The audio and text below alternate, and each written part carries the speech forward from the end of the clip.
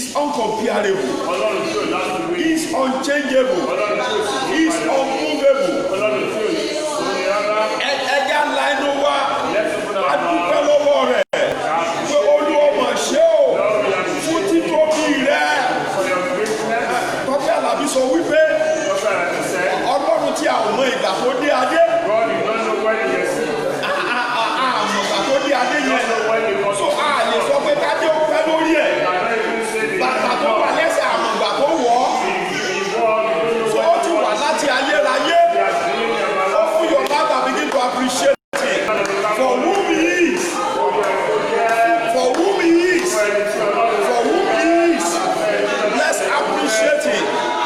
Olúwa ò ṣe, Ọlọ́run ẹ ṣé, mo gbé orúkọ rẹ̀, mo gbé ga Olúwa, ayérayé ò ṣe o, alágbàwí ẹ̀dá ò ṣe o, ní orúkọ Jésù, Ọlọ́run ò ṣe, bàbá ò ṣe, arúgbó ọjọ́, mo yìn ọ́, bàbá, mo gbé ọ̀gá, orúkọ Jésù, wú àdúrà, ní orúkọ Jésù, Olúwa wa.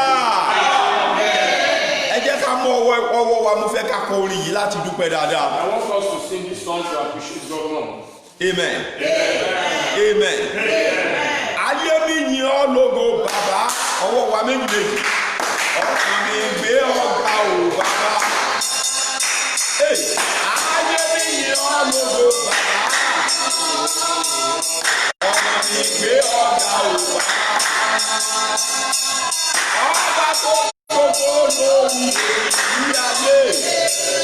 Ọkàn mi gbé ọ̀gá o bàbá. Ayé mi yìn ọ́.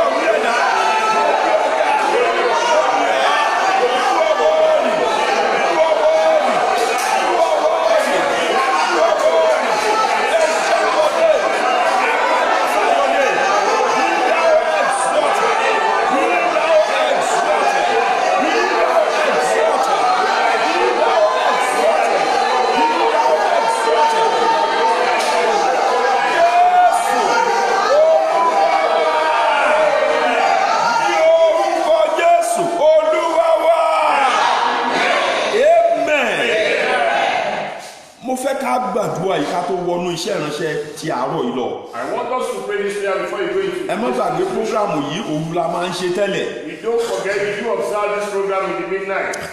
Ṣùgbọ́n torí lockdown on religious center.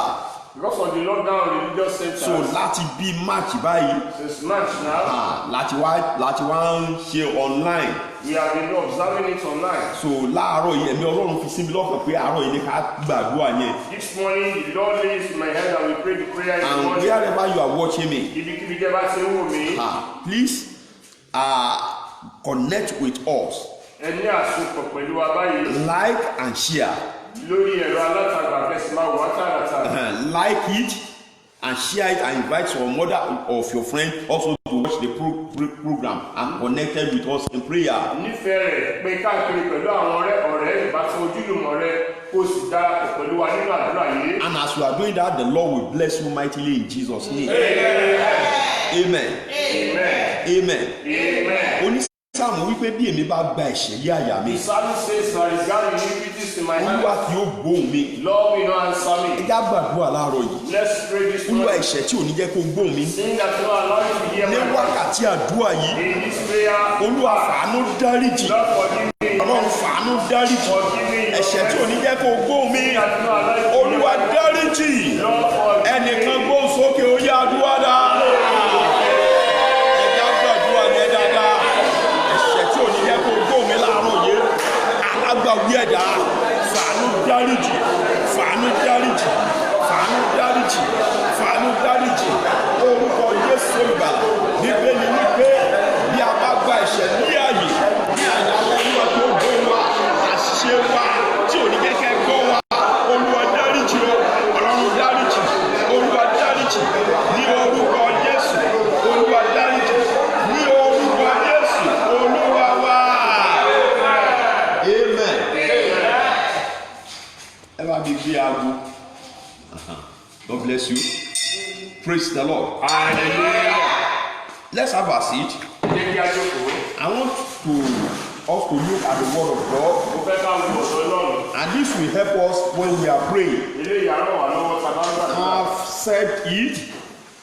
I've said it Mo ti sọ tẹ́lẹ̀. that we will have a lot of prayer to pray this morning, A ní àwọn àdúrà tó ṣe pàtàkì púpọ̀ láti gbà and I láàárọ̀. will not take much of your time Mi ò sì ní gbà wá lákòókò. because I know some of us are still going out for one thing or the other. Torí mo mọ̀ pé àwọn kan ṣe ń jáde lọ fún iṣẹ́ kan àbí òmíràn. Praise the Lord.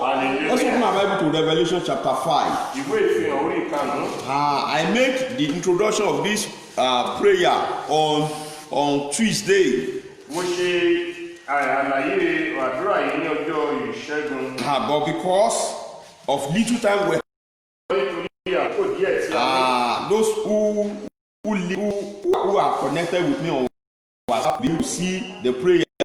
Àwọn oṣù pọ̀ nínú lórí WhatsApp wọn máa rí àdúrà yìí. I made the introduction. Mo ṣe àgbè ní ìfilọ́lẹ̀ rẹ̀. That is removing Mo mú and kúrò- destroying evil seed. mo mú kúrò àti pípa àwọn irúgbìn òkùnkùn run. Èdìdí òkùnkùn. Èdìdí òkùnkùn run. Praise the Lord. Hallelujah. When we are talking about evil seed now, Bàbá sọ yín pé èdìdí òkùnkùn we are talking about a mark À ń sọ nípa àmì kan. placed on someone Èyí tí a gbé sórí ara ẹnìkan. that is affecting his life Èyí tó ní àbí ohun kan ṣe nínú ayé rẹ̀. physically or spiritually. Ìṣojú korojú àbí Now, nísẹ̀mí. when you are talking about seed, Bàbá sọ yín pé èdìdí is a mark ó jẹ́ àmì kan. that signifies that someone owned something, Eléyìí fi hàn pé ẹnìkan ló ní nǹkan tí or let me wà call lára it rẹ̀. a trademark. Àbí kí n sọ yín pé àmì kan tí a fi sí nǹkan kan lára. A trademark. Àmì kan tí a fi sí For nǹkan kan lára. example, let me use the company beside us here. Ẹ jẹ́ kí n lo àwọn ilé-iṣẹ́ tó wà nítòsí ní bíbá yìí. That is PZ. Bí a kì í sọ pé písẹ̀. Any product coming from that place, Gbogbo àwọn ohun tó bá jẹ́ pé ohun èròjà tó ń ti ilé-iṣẹ́ yìí you jáde. see PZ on it, A ó rí i pé wọ́n á kọ orúkọ ilé-iṣẹ́ and yìí that is lára. their seal.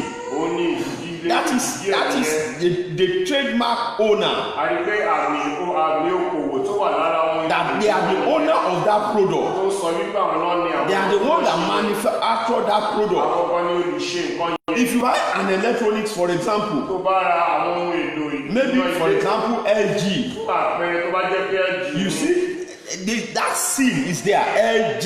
A rí i pé wọ́n ti fi èdìdí yẹn sí That we are the owner. Pé àwa We are the one that manufacture this àwọn la thing. ṣe nǹkan yìí. So when we are talking about evil seed Bá now, sọ wípé ìdílé òkú is bá the yẹ. mark that a seed, a mark that an evil power placed on someone. Bá sọ pé ìdílé òkú ó jẹ́ àwọn àmì burúkú kan tí àwọn ẹ̀mí òkú máa ń fi sí ènìyàn They lára. place it purposely to affect the destiny of their victim. A rí i pé wọ́n fi sí ẹni yẹn lára. Àkọ́kọ́ kó lè jẹ́ ẹ̀kọ́ ìdánimọ̀ yìí pé tiwa ẹni yìí àti wípé kí ohun ibi kó lè máa bá rú ẹni bẹ́ẹ̀. They transfer it. I mean, they place it to transfer the destiny of that person to somewhere else. a rí pé wọ́n fi sí àwọn ẹlòmíì lára láti lè gbé àyànmọ́ rẹ̀ kọjá lọ sí ibòmíràn. Let's open our Bible to Revelation chapter 5. ẹ já sílẹ̀ wá síbi ìfihàn orí karùn-ún. The Bible talk about, it said, and the angels,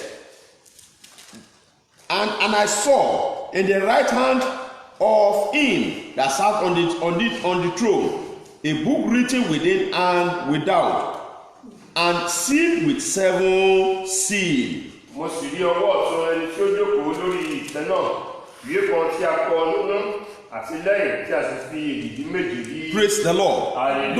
Though that place is talking about the event of the last day, ibi báyìí ó tẹ̀ ń sọ nípa àwọn ìṣẹ̀lẹ̀ òpin ọjọ́. but that is not the area I'm going to ibẹ̀ yẹn today. kọ́ ni mò ń lọ láàárọ̀ yìí.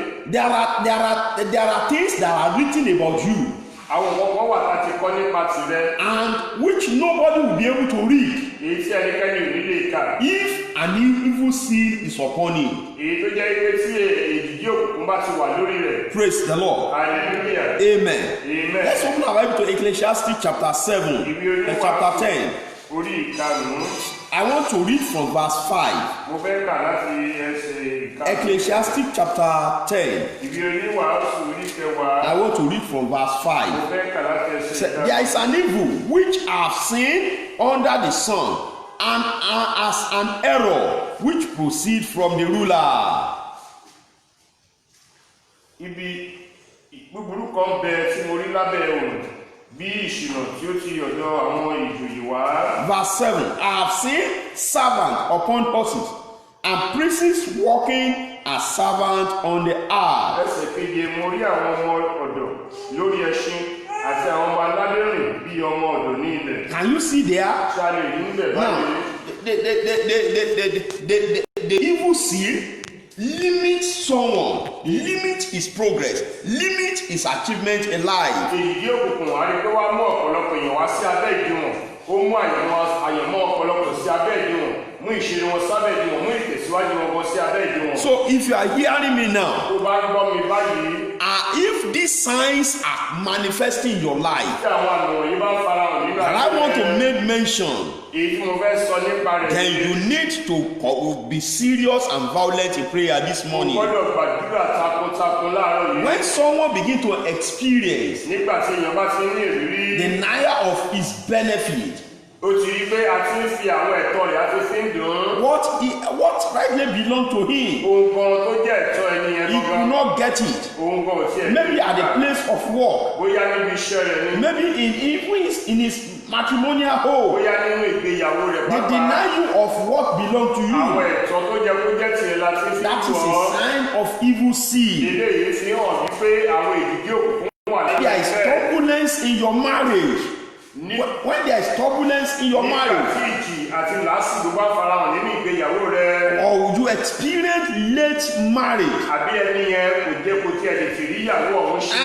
and when your marriage is not fruitful, nígbà tí ìgbéyàwó bá pọ̀ tí ò méso wá, then that is a sign that an evil seal is placed upon that marriage. ilé ìlà ti fi hàn wípé ìdíje òkùnkùn láti fi sí orí ìgbéyàwó Because the rẹ̀. plan of God is for your home to be fruitful and multiply and increase. torí pé ètò ọlọ́run fún ìgbéyàwó àti ìdílé ẹni wípé kẹ máa léso kẹsì máa pọ̀ So sí. when someone begin to experience nígbà tí èèyàn bá ti ní ìrírí failure, ìkùnà, stagnancy ìdúró sójú at kan, the edge of ní success, ìkórìtà àṣeyọrí ènìyàn, when success begin to at the time you supposed to say, okay, I've succeed, nígbà tó jẹ́ pé èèyàn sọ pé àbò ti ṣe rere tó bá yẹ then you begin to experience failure. kí ẹni yẹn bá wá bẹ̀rẹ̀ sí ní rí ìkùnà You begin to níbẹ̀. experience stagnancy. nígbà tẹ́ni yẹn bá wá dúró sí ojú kan tó That is a sign of evil seed. ilé yìí túmọ̀ sí wípé ìdíje òkùnkùn wà lórí irú ẹni When bẹ́ẹ̀. devourer begin to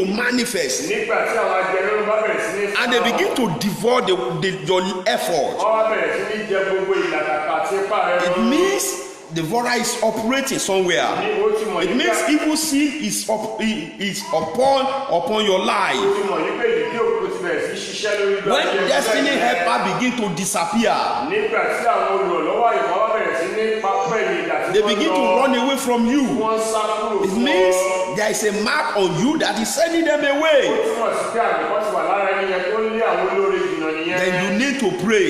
irú ẹni yẹn nílò láti gbàdúrà. When devil begin to sponsor dreams nígbà tí Sátánì bá wá ń ṣe onígbọ̀wọ́ fún àwọn àlá búburú. and evil dreams, àwọn àlá búburú. when success is about to manifest, nígbà tí àwọn ìṣeré kan bá when ti ń bọ̀ breakthrough is lọ́nà. about to manifest, nígbà tí oríire bá ti ń bọ̀ lọ́nà. praise the Lord. I hallelujah. had opportunity of praying with someone one day. mo ní orí ọ̀fẹ́ àti báyìí nìkan gbàdúrà ní ọjọ́ kan. He said whenever he submit quotation for a particular work, ó nígbàkúgbà tó o bá ti lè fi ìwé sílẹ̀ kó fẹ́ báyìí nìkan iṣẹ́ ló di fún wọn nílùú ohun tó fẹ́ ṣe and níbẹ̀. they told him to come and collect some money to start the work.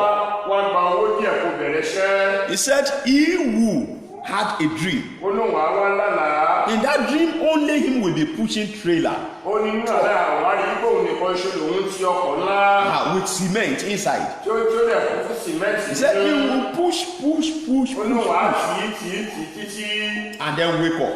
á lè wá tají. He said for the next 1 week ó ní fún bí ọ̀sẹ̀ kan bá. he will not be able to come out of the house. ènìyàn wá ṣàìsàn kò ní lè jáde All nílé. the body will be paining him. torí kó máa ní ìrora. He said after a while ó nígbà tó bá wá yá. he will then go to that place. á wá padà lọ sí And he said, sorry, wá ní ẹkùn we have given the work to another person. á ti fún ẹlòmíràn ní Because iṣẹ́ yẹn. when we expect you torí nígbà tá a retí and we didn't see you, náà sì rí ọ. call your number, a pe your nọ́mbà number rẹ. is not going through, nọ́mbà rẹ ò tiẹ̀ wá lọ and then mọ́. we decide to give the work out to another person. iṣẹ́ yẹn fẹ́ lòmíràn. That is an evil seed. èdìdí òkùnkùn I met someone, mo bá ẹnìkan pàdé. told me, ó sọ fún mi pé whenever she is pregnant, nígbàkúgbà tó ń bá ti and the lóyún pregnancy is just about 2 months, tí oyún yẹn bá ti pé oṣù they will méjì, have a dream á wá lálàá that a dog is pursuing her pé ajá ń lé òun. and she will run, á sì run sá. with all her life, á sì sá pẹ̀lú and she will fall down, á wá ṣubú. and her body will be bleeding. ara rẹ̀ ẹ̀já rẹ̀ sí tú jáde.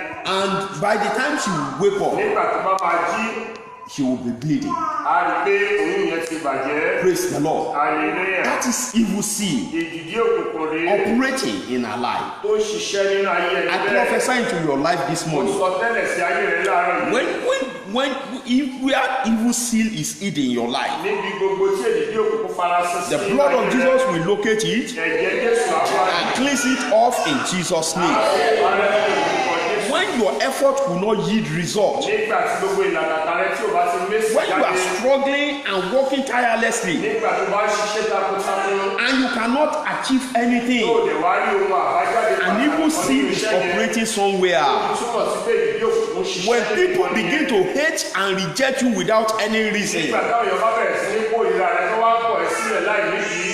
that means there is an evil seed somewhere. ó ní túmọ̀ sí pé ìdí òkùnkùn ṣiṣẹ́ níbi kan nìyẹn. When you occupy a wrong position in life, nígbà tó bá ti wà ní ipò àbí àyè àìsàn nínú ayé yìí.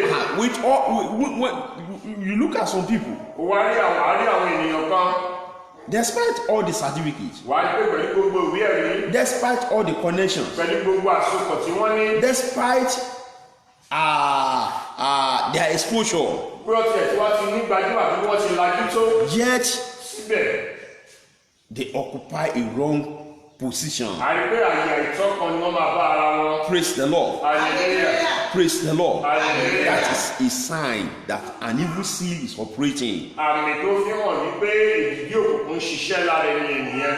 Amen. àmín.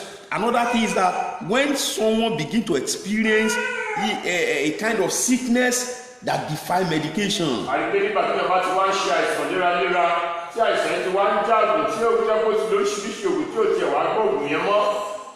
that means evil seal is operating somewhere. ó túmọ̀ sí wípé èdìdí òkùnkùn ń ṣiṣẹ́ láti nìkan nìyẹn. What about untimely death? kí ni ká sọ nípa ikú àìtọ́jọ́? That's a sign of evil seal. àmì èdìdí òkùnkùn ní pẹ̀lú. How can we remove this evil seal? báwo la ti lè já àwọn àmì yìí kúrò ní How ara wa? can we remove it? báwo la ti lè mú wọn kúrò? How can we destroy it from báwo our la ti life? lè pa wọ́n kúrò nínú ayé wa? Number one, àkọ́kọ́ you rèé. must have a good relationship with God. a nílò àjọṣepọ̀ tó dára pẹ̀lú In Ọlọ́run. other words, you must be born ó again. túmọ̀ sí pé o gbọ́dọ̀ di If you are not born again, tí o bá sì if di you don't have relationship with kò God, ní ní àsopọ̀ tó dára that pẹ̀lú evil Ọlọ́run. seed will continue to manifest from time to a time. ó rí pé ìdí òkùnkùn yẹn á máa ṣiṣẹ́ láti ìgbàdégbà. Let's read Galatians chapter 6, Ìwé Gàlátíà orí kẹfà. verse 17. Ẹsẹ̀ ìkẹta. Someone should read for me. Galatians 6, Gàlátíà orí verse kẹfà. 17. Ẹsẹ̀ kẹta. Paul the apostle say, Paul àpọ́sítélì henceforth, láti let no man trouble me. ẹnikẹ́ni má ṣe yọ mí lẹ́nu. Yes, who is reading? Nítorí For I bear in my body. torí pé nínú àpá Henceforth, láti sin lọ. yes, Kẹ́nikẹ́ni má ṣe yọ mí lẹ́nu. kẹ́nikẹ́ni má ṣe yọ mí lẹ́nu mọ́. Èmi ń wà pàjẹ́. Listen, bóyá ó ní kí ẹnikẹ́ni kí ohunkóhun kí ẹnikẹ́ni má ṣe yọ mí lẹ́nu mọ́. Whether principality or power, bóyá ipá àbí agbára. bóyá ọkọ ọ̀run tàbí aya ọ̀run, bóyá òmìrán ìdílé, bóyá òmìrán ìran tó gbà jáde wá. Ó ní láti sísìnyí lọ kí ẹnikẹ́ni má ṣe yọ mí lẹ́nu mọ́. Nítorí èmi wà pa Jésù lára mi. So the mark of Jesus àpá Jésù kò lè wà lára ẹ. ìkànnì ọ̀pọ̀ yìí Àmì òkùnkùn àníwísí kò tún dúró síbẹ̀. standard So you must have a good relationship gbọ́dọ̀ ní àjọṣepọ̀ with Jesus Christ. That is, you must be born again. o gbọ́dọ̀ di You àtúntò must live your life according to the word of God. ìdí ayé rẹ̀ gẹ́gẹ́ bí ọ̀rọ̀ Live it Ọlọ́run according to the word of God. ìdí ayé rẹ̀ bí ọ̀rọ̀ Ọlọ́run Don't be an hypocritical Christian. má jẹ́ kìrìsìtẹ́nì alágàbà Don't be a Christian that by mouth, má jẹ́ kìrìsìtẹ́nì aláfẹ́ but Christian by practicing the word of God. gbọ́dọ̀ jẹ́ kìrìsìtẹ́nì tí ń mú ọ̀rọ̀ Ọlọ́run wá Number sí two. ìkejì rẹ̀ Pray violently. gbàdúrà kíkọ Pray violently. gbàdúrà kíkọ Pray violently. gbàdúrà kíkọ The disciple of Jesus, àwọn ọmọ ẹ̀yìn Jesus told them, Jésù sọ this fún kind ẹ of a thing cannot go out ohun yìí kì í jáde without fasting and sí prayer. àwẹ̀ àti àdúrà. So this is not a time, this a kind of prayer you will pray to remove evil sin is not a prayer, God, I'm going out, go with me. No. Àdúrà báyìí láti já ìdí òkùnkùn kúrò lára ènìyàn kì í ṣe àdúrà pé Olúwa mò ń jáde lọ bá mi lọ. Praise the Lord. Hallelujah. Not a kind of prayer you'll be praying and you'll be shaking tambourine. Kì í ṣe irú àdúrà tó èèyàn ń gbà tó àwọn máa ní nǹkan ṣẹkẹṣẹkẹ kan lọ́wọ́ rẹ̀. Be violent O gbọ́dọ̀ Be bá pẹ̀lú violent. ìkanra wà á gbà pẹ̀lú ìkanra. in prayer. Nínú This àdúrà morning, láàárọ̀ we yìí want to pray. a fẹ́ gbàdúrà. And I want every one of us to pray as if we have never prayed. Mo lè fẹ́ ká gbàdúrà ẹgbẹ́ ipá àti gbàdúrà. Don't forget we have a limited time. Ẹran ti gba ní àkókò díẹ̀. And so the way I direct you to pray the prayer, so I want you to pray Bí it. mo ti fẹ́ kẹ́ gbàdúrà ni mo sì fẹ́ kẹ́ gbà á. Let's stand up on our feet. Ẹ jẹ́ ká dìde lórí ẹsẹ̀ wa. Let's stand up on our feet. Ká dìde lórí ẹsẹ̀ wa. Ẹ jẹ́ ká na ọwọ́ wa méjèèjì sókè. Let's raise our two hands. Àṣìṣe ìran mi tó tà mí sọ́wọ́ Sátánì. Mistake of my generation that push me to the hands of Satan. Praise the Lord. Hallelujah. Praise the Lord. Hallelujah. Nígbà tí mo wà ní kékeré, While I was still young, tí mọ́mi wa bá ra àwọn abọ́ tí wọ́n ń tò sílé, if my mommy bought some dishes of pan they used to set at home, wọ́n á fi nǹkan kan kọ double A sí nídìí. she will use something to make the mark on the bottom of that dish. Anywhere that thing go, Ibikíbi tí nǹkan yẹn bá lọ, anybody in our community, in our ẹnikẹ́ni village, nínú àwùjọ yẹn àbí ní tán bá ti rí àgbègbè wa, double A nídìí ẹ̀, once they discover double A at the bottom, àyà ìyá Mojí ló ní. this one belongs to so person. Praise the Lord. Hallelujah. Praise the Lord. Hallelujah. Ẹ jẹ́ mọ̀ pé àwọn tó ṣíwájú wa nínú ìran tá a gbà wáyé, People before us in our generation, directly or indirectly, wọ́n ti bá èṣù múlẹ̀. directly or indirectly, they are in conversation, they are in agreement with Satan. So tí Sátánì dẹ̀ ti fi èdìdí pé èmi mo làwọn eléyìí o, èmi mo And ni wọ́n. Satan has sealed everything, every agreement with them. You are in Lagos, sincerely, you are born again. A lè ti wà lẹ́kọ̀ọ́ báyìí àti bí àtúnbí. But what about the covenant they have entered with heaven? Ẹni ká wá sọ pẹ̀lú májèmú tí àwọn èèyàn wa tí wọ́n ti wọ̀ pẹ̀lú Sátánì. Ẹjọ́ ẹja pariwo. Let's start. Bàbá mi nínú Olúwa tó máa ń sọ̀rọ̀ pé bó ṣe wèrè ṣe wèrè. One of my father in the Lord that says if you want to practice madness, practice this very well. Wọ́n ní bàbá àwọn He said his own father pé ọdẹ ni is an pé tó hunter. bá lọ oko tó fi máa padà wálé lọ́wọ́ òfo á yan ìbọn fún igi He will shut á dẹ̀ máa gbé àgbọ̀nrín bọ̀ lé. and will come back home with thanksgiving. Ẹja pariwo Let's shout. májẹ̀mú wo Which covenant àbí àṣìṣe ìran mi the mistake of tó my tàbí parents sọ́wọ́ Sátánì has sent me out tó of sọ mí di the property èṣù and make me a Satan tó sọ mí di ohun ìní Sátánì. make me an inheritor Olúwa of fi àánú Satan. ńlá dáríjì. Lord forgive me. Ó yá ẹja gba ọlọ́dún wá.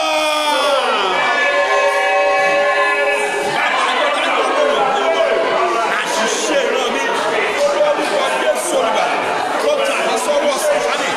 Bàbá tó sọ ní bí ohun iṣẹ́ Sátánì.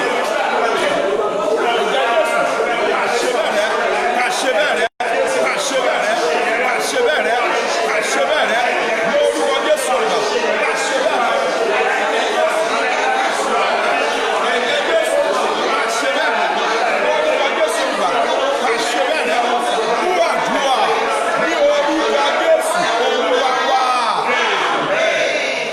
Èdìdí tó ń káyé mi wà lójú kan. The zeal that makes my life to be stagnant.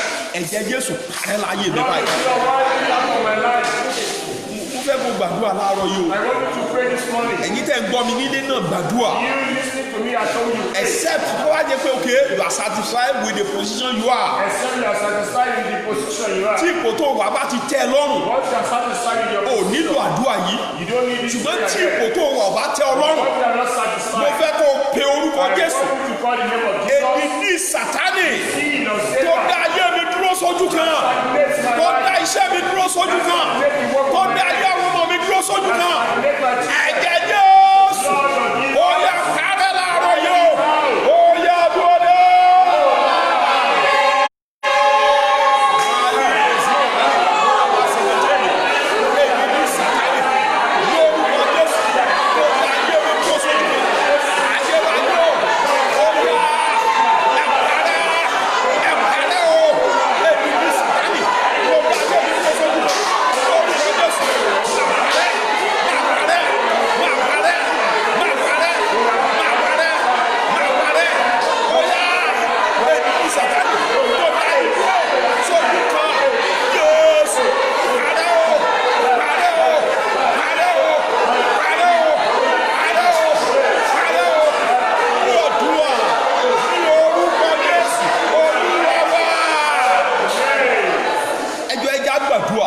Let us pray. Ẹ̀sà tí ẹ bá rí wèrè If you see a mad person tó dúró sẹ́nu ọ̀nà ṣọ́ọ̀bù yín that stand at the entrance of the shop àbí ẹnu ọ̀nà ilé yín, or at the entrance of the house, màmá bá a ṣe kúrò mí sí kẹ máa lọlé kẹ wá bá wèrè lẹ́nu ní ṣètì rúùmù yín kí lẹ máa ṣe àbí kẹ yọ ẹgba kẹ nà án àbí kẹ sá ẹ máa sá ni ẹ sá praise the Lord.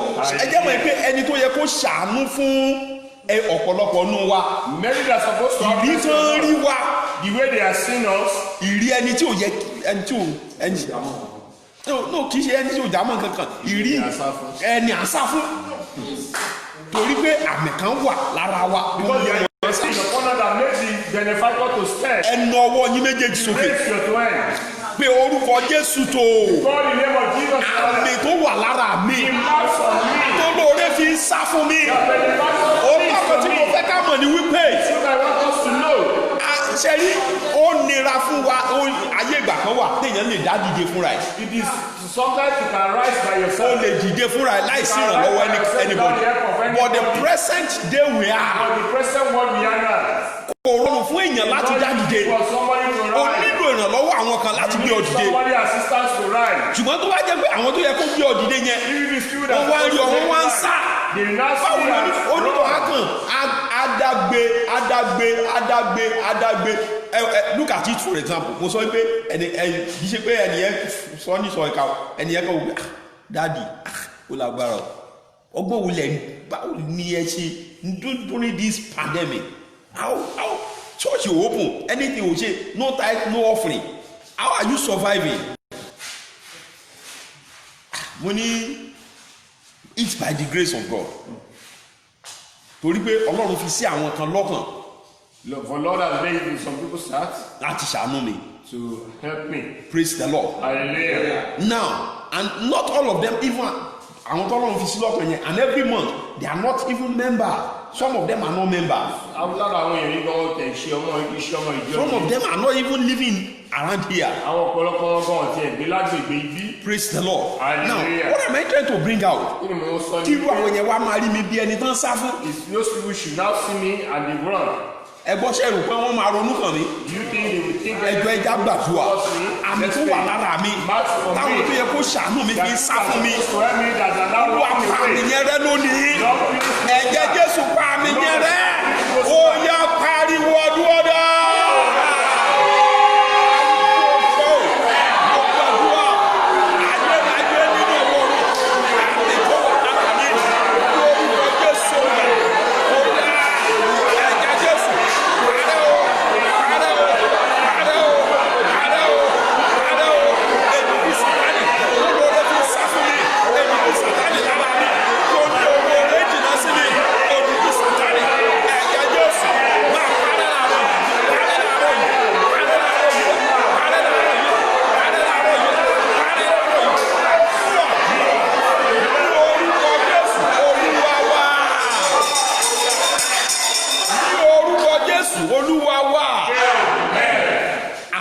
Tí òmíràn ìran mi fi sinmi lára.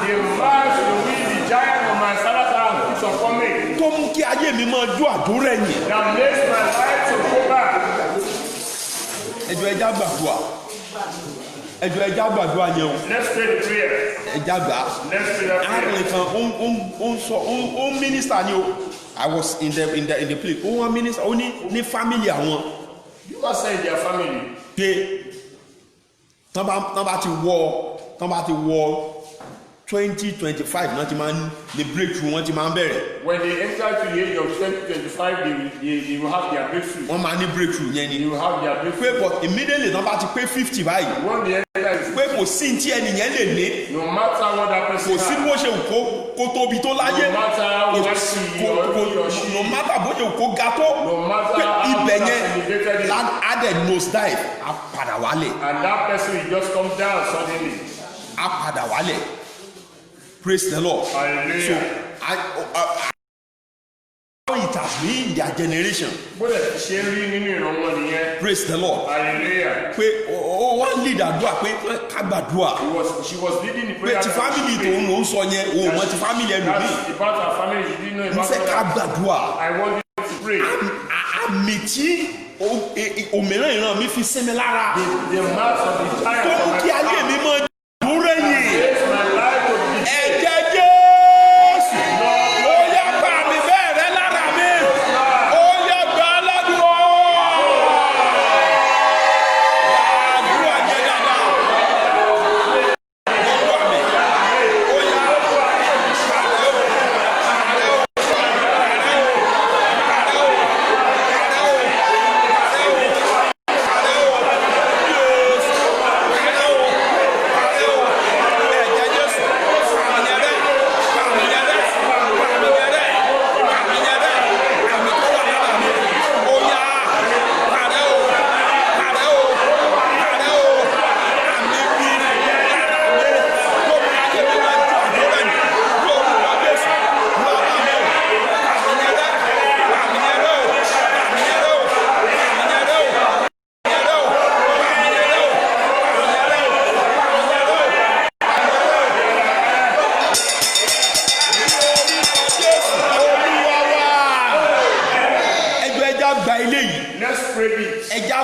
Let's pray.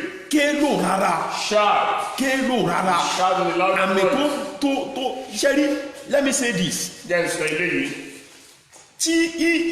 The Bible even confirm it. If the foundation is faulty. Bíbélì tẹ̀ sọ pé tí ìpìlẹ̀ ṣe bá ti bàjẹ́. What can the righteous man do? Kí ni olódodo yóò ṣe? Àmì òkùnkùn tó wà nínú ìpìlẹ̀ mi. That evil mark to my foundation. Tó ní mi ò ní ga ju bí mo ṣe wà yìí lọ. I will not go beyond this level. Pé mi ò ní ju bí mo ṣe wà yìí lọ. I will not be elevated beyond. Àmì òkùnkùn tó wà nínú ìpìlẹ̀ mi. That evil mark to my Tó ní mi ò ní ju bí mo ṣe wà yìí lọ. Èdè ní Sátánì tó wà nínú ìpìlẹ̀. Ẹ jẹ́ àgbàdua. Let's pray. You know, at the time when we were so much into deliverance. Nígbà tá a ṣe wà nínú iṣẹ́ ìtúsílẹ̀. One day we are ministering to a sister. Lọ́jọ́ kan mo ṣe ìtúsílẹ̀ pẹ̀lú ẹnìkan. With the deliverance team. pẹ̀lú àwọn ìgbìmọ̀ tá a jọ ń ṣe iṣẹ́ ìsìntúsílẹ̀ yẹn. And the spirit begin to manifest. Ẹ̀mí yẹn wá bẹ̀rẹ̀ sí ní jẹ jáde. Leave my property for me. Pé ẹ fi ohun ìní mi sílẹ̀ fún mi. Leave my property for me. Ẹ fi ohun ìní mi sílẹ̀ fún mi. Leave my property for Ẹ fi me. ohun ìní mi sílẹ̀ fún mi. Kí ni ohun ìní tó mo á ń béèrè ọwọ́ arábìnrin yẹn? Kí ni ohun ìní tó wà lọ́wọ́ ẹ̀? And as I was asking, arábìnrin yẹn dẹ̀ ó ti dàgbà, ó ti kọjá ọjọ́ la ìjẹ́ ti kọjá ẹni tó yẹ ó ti yẹ kó stop ọmọ bíbí, kò tí ì lọ́kọ. she's supposed to have stopped childbearing, but she's yet to marry. Ó ní mo lálàá yí pé ẹnìkan fi ríǹgì sí mi lọ́wọ́ nígbà tí mo wà ní bóyá age of 15. She said she had a dream at the age of 15 that someone has wore a ring onto his finger. Ó fi wedding ring sí mi lọ́wọ́. She put the wedding ring into my finger. Èdìdí ọkọ ọ̀run. That is the seal of the spiritual husband. Ẹja nọwọ́ wa méjèèjì. Let's raise our two hands. Mo ṣe ń padà sórí ìpìlẹ̀ wa ni. I'm still coming back to our foundation. Kí ló ń rárá? Sha. Gbogbo èdìdí Sátánì. That seal of Wà ní Satan. ìpìlẹ̀ mi. That is in my Wọ́n ní mi ò ní ju bí mo ṣe wà yí lọ. foundation. Pé mi ò ní tayọ. Pé mi ò ní dìde. Pé mi ò ní kúrò lójú kan. Èdìdí náà wá sí ẹ̀jẹ̀ Jésù bá jẹ́ oyè ẹ̀jẹ̀ àgbàlagbà.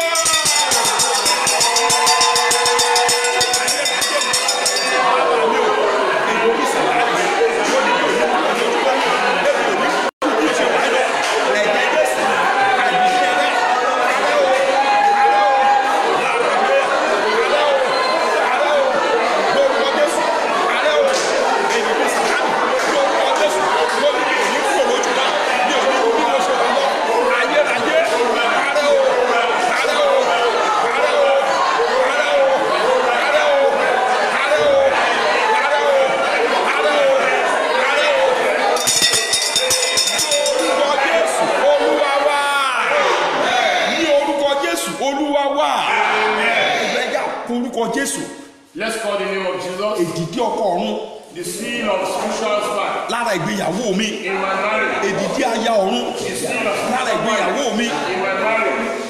You have to pray that prayer very well. O gbọ́dọ̀ gbàdúrà yẹn dáadáa. Ara àwọn nǹkan tí èdìdí yẹn máa ṣe bí ò bá kúrò. Part of what the seal we do is not being removed. Òṣì àti àìní. That is poverty and wretchedness. Praise the Lord. Hallelujah. Unproductive children àbí wayward children. Àwọn ọmọ bí ọmọ alárìnkiri.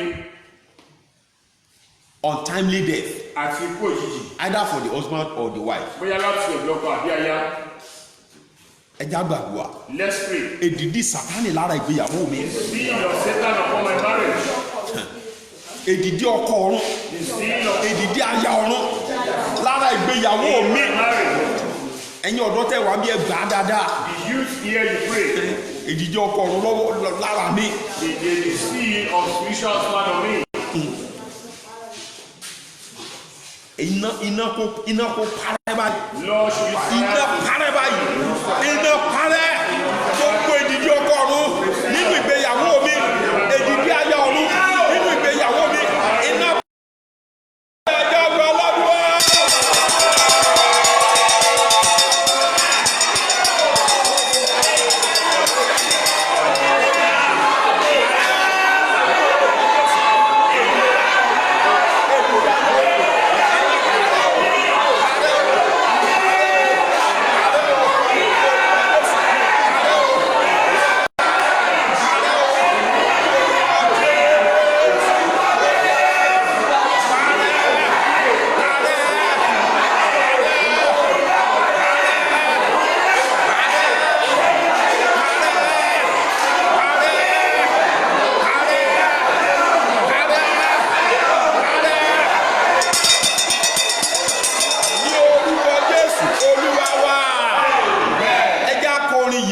Let's sing this song. Agbára gbọ́dọ̀ yí ọwọ́ padà. Iṣẹ́ tí ọwọ́ yẹn ṣe ó tó bẹ́ẹ̀. Ẹ̀dúgbọ́ ẹ̀jẹ̀ bọ́ lọ́rọ̀ ayé mi o. Agbára gbọ́dọ̀ pààrọ̀ ọwọ́ pààrọ̀. Iṣẹ́ tí ọwọ́ yẹn ṣe ó tó bẹ́ẹ̀.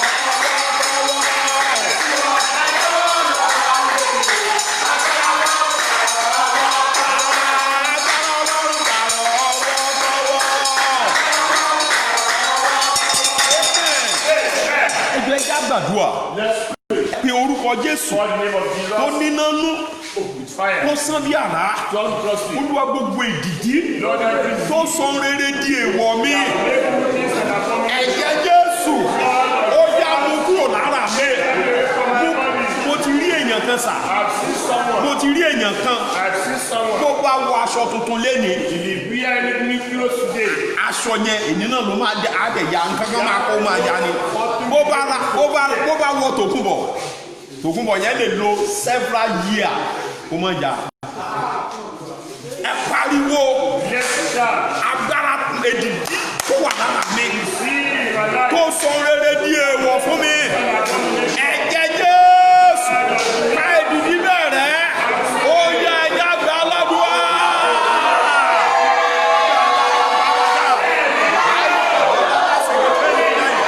Èdìdí tó wà lára mi. Tó sọ rere di èèwọ̀ fún mi. Lórí àkọsẹ̀ parẹ́.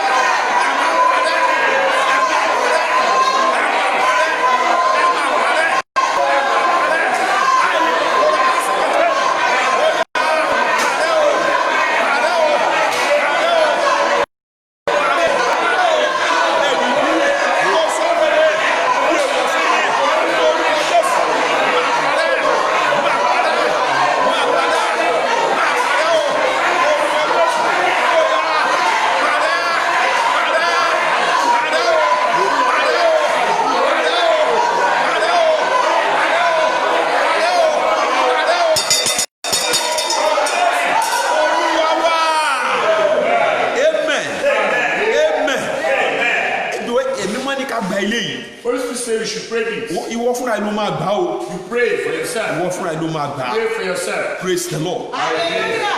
Èdìdí Z. tó mú kí n máa mú àmúbọ̀ ohun rere. That make me to catch and drop the faith. Ẹjọ́ ẹja gbàgbọ́ àyẹ̀ dáadáa. Èdìdí tó mú kí n máa mú àmúbọ̀ ohun rere. The sin that make me to catch and drop the faith. Ṣé rí ìgbà tí ẹlòmíì ó ti ń débi ìfọ̀kànbalẹ̀ díẹ̀díẹ̀. Maybe when you are getting to the place of the arrest. Mo ti ń débi ìsinmi When you are díẹ̀díẹ̀. getting to the place of comfort. Báyẹn ni ìdìdí yẹn á wá farahàn. When you see the one. Á da gbogbo nǹkan rú. If you now make Nígbà tí irú ẹni bẹ́ẹ̀ ṣe padà sí square one. see the person now go back. Ẹjọ́ ẹja gbàdúrà o. Let's shout. Gbogbo ìdìdí Every Z. tó mú kí n máa mú àmúbọ̀ ohun That makes rere. me to catch and Tó drop. mú kí n máa bá ìjákulẹ̀ pàdé ní ìkórìtà àṣeyọrí. Failure at the end. Ẹ̀jẹ̀ Jésù parẹ́ lára mi ó yẹ ẹgbẹ́ lọ́dún.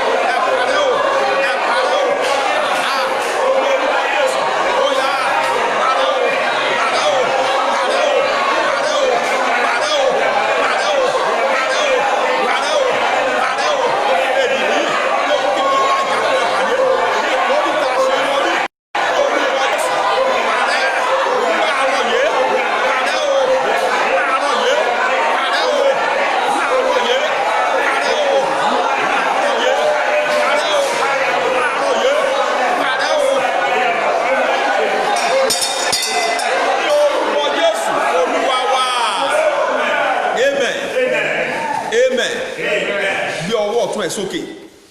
Raise your right hand. Mo pa láṣẹ ni ẹ̀yin tẹ́ wà nílé náà gbé ọwọ́ yín sókè níbi tẹ́ wà o. Mo parí àṣẹ. I command. Iná tí òkùnkùn lè resist. Fire that devil cannot resist. Lórúkọ Jésù kò wọnú ọwọ́ yín lọ. Gbé ọwọ́ yẹn lé orí ẹ. Lay it on your head. Wàá pariwo. You will shout. Gbogbo àmì. Every mark. Gbogbo èdìdí. Every Z. Tó ń bá àìsàn ṣiṣẹ́ lára mi. Now born with sickness in my life. Wọ́n bí mi mọ́ ni o. Either I'm born with this. Mo jogún ẹ̀ ni o. Or I inherited Mo it. rìnà pàdé ẹ̀ ni o. Or I made it. Iná ẹ̀mí mímọ́. Ó yá jó oorun lára mi. Ó yá pariwo àdúrà dà.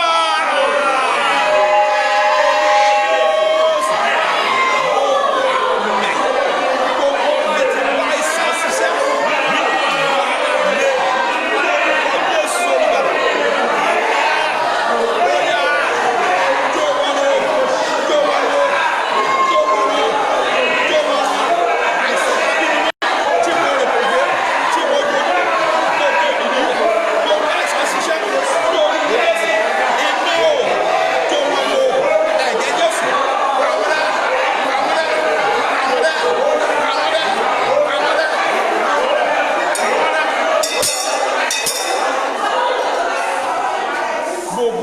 àmì méje ṣe. You can say 7 amen. Mo pálí àṣẹ I command gbogbo ìdìdí Sátánì every seed of Satan tó ń bá àìsàn ṣiṣẹ́ nínú àgọ́ ara rẹ̀ in your body. ní orúkọ Jésù In the Kristi name of olùgbàlà. Jesus Christ. Mo pálí àṣẹ Command iná mímọ́ Holy fire. àti ẹ̀jẹ̀ Jésù Blood of Jesus. ó yá kó pa wọ́n rẹ́ bẹ́ẹ̀.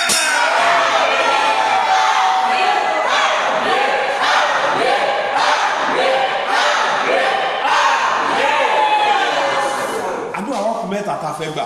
We have 3 more prayers to pray. kí n tó fi wálẹ̀ láàárọ̀ yìí. Before I release us this morning, But by the grace of God, nípa the tomorrow, lọ́la, first day of the month, ọjọ́ àkọ́kọ́ we lóṣù. have prayer also. A ní àdúrà bákan náà. That is from 5 to 6:30 a.m. Láti agogo 5 ìdájí sí agogo 6 àbọ̀. Praise the Lord. Hallelujah. To commit the new month into the hand of God. Abẹ́ fa oṣù tuntun yẹn lé Ọlọ́run lọ́wọ́. Then on Sunday, Ní ọjọ́ ìsìnkú. overcoming setback and limitations. Praise the Lord. Ṣíṣẹ́ bàbí bíborí ìpadà sẹ́yìn àbí ìdíwọ̀n. So those of you who are on Facebook and WhatsApp, you will have seen the flyer there. Àwọn àtàwà lórí Facebook or WhatsApp àti Mari Fire yẹn. Mo fẹ́ ká gbàdúrà mẹ́ta tó kù yìí. I want us to pray this 3 more prayer. Àgbàtàn fún àwọn ọmọ wa. We pray one for our children. Àgbàtàn fún Nàìjíríà. We pray one for this country. Àgbàtàn tó kù fún ara ẹ̀.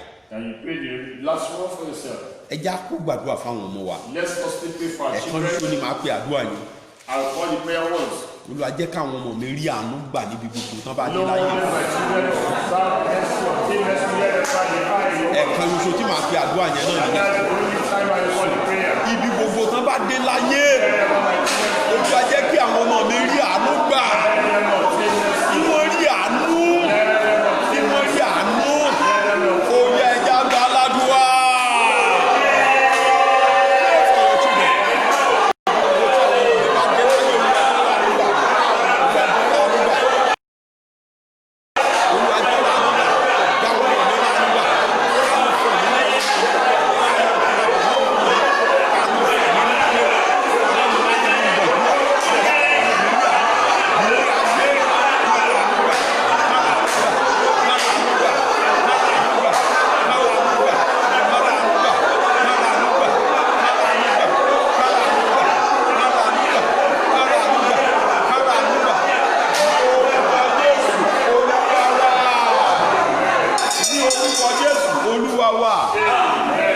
Ẹjọ́ ẹja gbàdúrà yìí.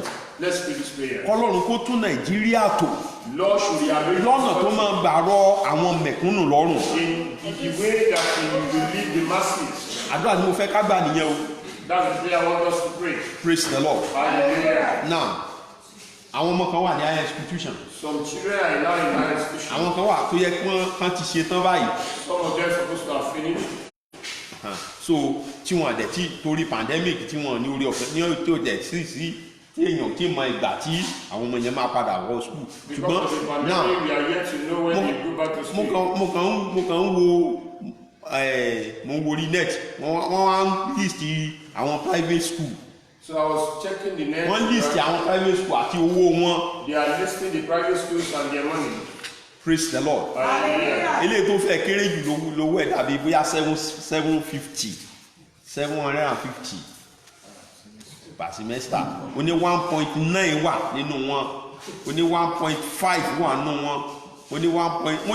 Mo á sọ kankan fún mọ́mì pé bóyá àwọn tó ń dá school yìí sílẹ̀ bóyá àwọn ọmọ fáwọn kan wà ní Nàìjíríà tí ò ní 10,000 lóṣù. Hello.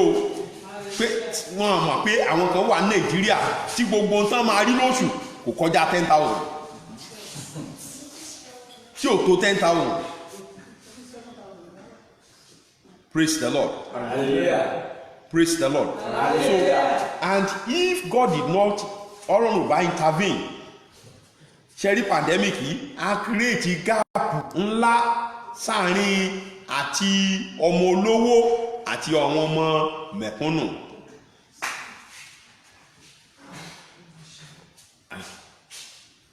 mi ò díwọ̀n àwa tá a wà lógìjò, mi ò límìtì wa o, ṣùgbọ́n ṣé gbogbo àwọn tó wà lógìjò ló lè sanwó skul 1.9 1.5? ẹjá gbàdúrà, Olúwa tún Nàìjíríà tò lọ́nà tó máa gbàrọ̀ mẹ̀kúnnù lọ́wọ́ lọ́rùn. Praise the Lord. Thank God fún àlàáfíà pípé tọ́lọ́run yọ̀ọ̀dá fáwọn mẹ̀kúnnù. Look at Ogijo, for example. Look at Ogijo. A lè sọ pé Ogijo gan ní hospital àjọba where people can run to even kan bá tiẹ̀ ṣẹlẹ̀. Ẹjọ́ ẹja gbàdúrà. Please call the name of Jesus. Obìnrin kan bímọ sí maternity health center. Nǹkan pè ní health center. Mo rí i pé rented apartment gan ni ilé onílé face me and face you. Praise the Lord. So wọ́n á rí ọ̀pọ̀lọpọ̀ àwọn obìnrin yẹn ìtaná dúró sí ìtaná tí wọ́n attend sí wọn ìta. So kan tó ṣe wọnú lé ó rà bí àwọn tó bá fẹ́ bímọ nìkan ló ń wọnú lé ìtaná tí máa attend sáwọn tó kù. Ẹjọ́ ẹja korúkọ Jésù tó níná nú. Olúwa rearrange this country. Bẹ́ẹ̀ làwọn kan wọ́n dẹ̀ ń kó bílíọ̀n. So rearrange Olúwa tó orílẹ̀-èdè yìí tò kó lè rọ àwọn mẹ̀kúnnù lọ́wọ́ lọ́rùn, kó lè rọ̀ wọ́n lọ́rùn láti gbé oyè ẹja gbà á ládùúgbà.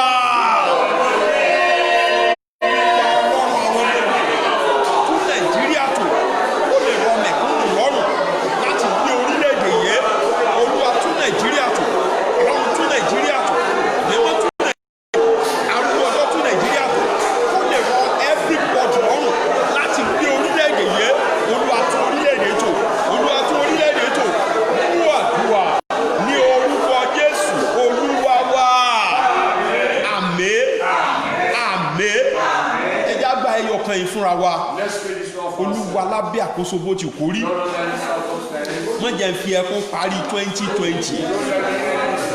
That is the last prayer. Olúwa lábẹ́ àkóso bó ti kó rí, wọ́n jẹ́ fi ẹkún àti ìbànújẹ́ parí 2020. Ó kù oṣù mélòó báyìí? Oṣù márùn-ún. Starting from tomorrow. Ó kù oṣù márùn-ún. 5 months left. Praise the Lord. Olúwa má jẹ́ fi ẹkún àti ìbànújẹ́ parí oṣù yìí, ọdún 2020. Má jẹ́ fi ẹkún parí ẹ̀, má jẹ́ fi ìbànújẹ́ parí ẹ̀, má jẹ́ fi ọ̀fọ̀ parí ẹ̀. Ó yá gbà á ládùúgbà.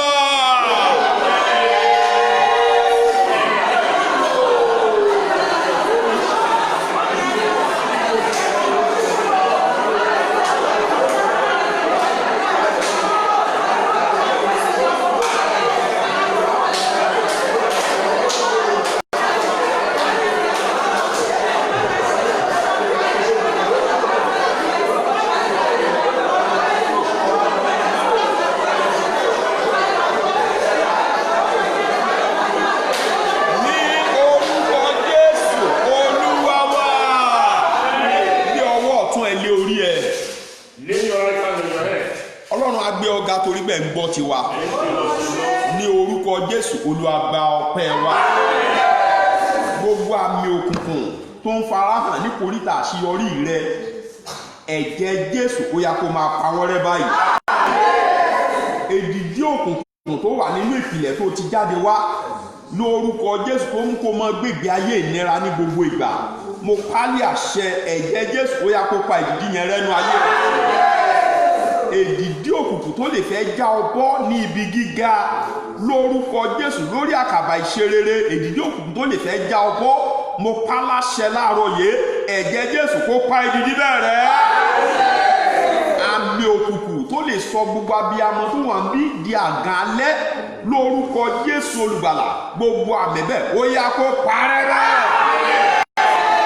Mo wí bí Olúwa ti ń bẹ tí ẹ̀mí rẹ̀ ń bẹ láàyè níwájú ẹni tí mo dúró láàárọ̀ yìí lórúkọ Jésù, gbogbo àmì má ṣe rere, gbogbo àmì má ṣàṣeyọrí, gbogbo àmì má làlùyọ nínú ayé ẹnikẹ́ni nínú ìpéjọpọ̀ yìí tàbí nínú àwọn tí wọ́n ń gbọ́ mi lórí afẹ́fẹ́, gbogbo àmì má ṣe rere lórúkọ Jésù ó yá máa parẹ́ bẹ́ẹ̀. gbogbo ẹ̀yin tẹ́ ẹ ti dókè àkàbà tẹ́ ẹ wà kò ní yẹ̀ mọ́ yín lẹ́sẹ̀. ìwọ tó ń làkàkà láti gòkè mo gbàdúrà gbogbo ìdìdí tó máa mú káti gòkè ó nira lórúkọ Jésù kó parẹ́ bẹ́ẹ̀. Ọlọ́run gbọ́ àdúrà, ògo ní forúkọ Ọlọ́run alààyè. Gbogbo ohun tá a ti wí nínú àdúrà lónìí pátápátá Olúwa fàṣẹ dá wa lóhùn. Ó ti rí bẹ́ẹ̀, òun kò ní yí padà o. Ògo ní forúkọ Ọlọ́run alààyè. Jésù Olúwa wa. For those of us that are connected with me online, please connect with me tomorrow morning also. Anytime from 5:30 p.m. So I will be on air. So connect with me so that we can start the new month with prayer together. And by the grace of God, we are looking forward for July 14. August 14, when our governor will eventually ease the lockdown on religious center.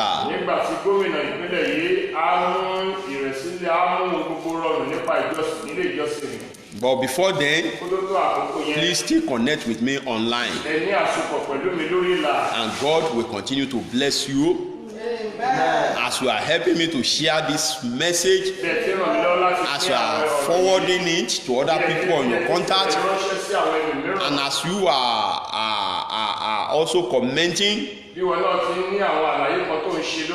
Lord will continue to bless you mightily in Jesus' name.